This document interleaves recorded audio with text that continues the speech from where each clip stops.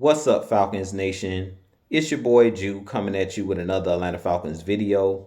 As always, Falcons Nation, rise up. In today's video, I would like to give you guys my post-game thoughts for yesterday's victory over the New Orleans Saints. But if you're new to the channel, please hit that subscribe button, hit that notification bell so you know when I've done Atlanta Falcons content. Hit that like button for your boy. I do appreciate each and every one of you guys for your continued support. If you'd like to follow your boy on Twitter and Instagram, you can follow me at Jew Talk Sports. If you'd like to donate to my channel, you can donate to my Cash App, which is the $ Jew Talk Sports. But with that being said, let's jump right into the video. So as I mentioned in today's video, I do want to give my post-game thoughts for yesterday's victory over the New Orleans Saints. The Falcons now sit in first place in the NFC South. We're now 3-0 in our division. We've beaten all of our rivals so far this season. We beat the Carolina Panthers, we beat the Tampa Bay Buccaneers, and now the New Orleans Saints. And we control our own destiny to possibly make the playoffs and win this division. We do have 3 more games against NFC South opponents. We have to go to Carolina. We have the Buccaneers coming to Atlanta, and then we have to go to the New Orleans Saints at the end of the season. So we have everything out in front of us, but this was the biggest win for our Atlanta Falcons this season, beating our division rivals in the New Orleans Saints yesterday. But a couple things that stood out to me in yesterday's game that I want to give my quick recap. So first off, Jesse Bates, that dude was the X factor in yesterday's game, coming up with a key pick 6 when they were in the red zone.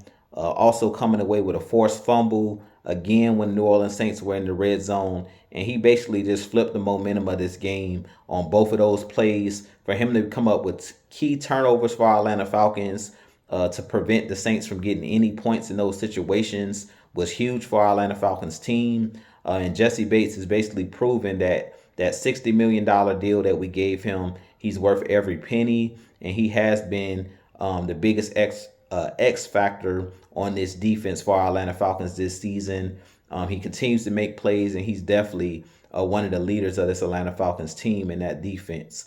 The second thing that stood out to me in this game was the Falcons played a lot more players in this game, and they kept guys fresh because they rotated guys in. You guys know prior to the bye, I've been complaining all season that we weren't using guys like Cordell Patterson. We weren't giving guys like Tyler Algier enough touches. They were mainly focusing on Bijan Robinson. And in this game, they found their balance. They gave guys like Tyler Algier, Cordell Patterson, and Bijan Robinson that 3-headed monster. They allowed those guys to get carries in this game, and we rushed the ball for almost 230 yards in this game. So it paid off yesterday that we went back to our identity and running the football. And that was one of the things that I've been complaining about and harping on all season. And Arthur Smith finally went back to the bread and butter of what works for this Atlanta Falcons team. And we've seen that in yesterday's game. Another thing that I noticed in yesterday's game on the defensive side of the ball as well, they rotated more guys in. You seen DeMarco Hellams at that safety position. You also seen guys like Trey Flowers, who played early in the season, and he's a veteran cornerback, but he hadn't seen a lot of time over the last couple games when we were on that 3-game losing streak. We saw guys like Mike Hughes get into the game, and today when they talked to Arthur Smith during his press conference, his Monday press conference, he basically talked about wanting to keep corners and those defensive players fresh because we run a lot of man coverage, and those guys get tired at times. So rotating guys in like Trey Flowers, guys like Mike Hughes, guys like DeMarco Hellams, and keeping your corners fresh is a huge thing for our Atlanta Falcons. So I really think that was another good adjustment that we made during the bye week, is allowing those guys, to rotate more players in the game and allow more players to have impacts on the game. I think that was very smart.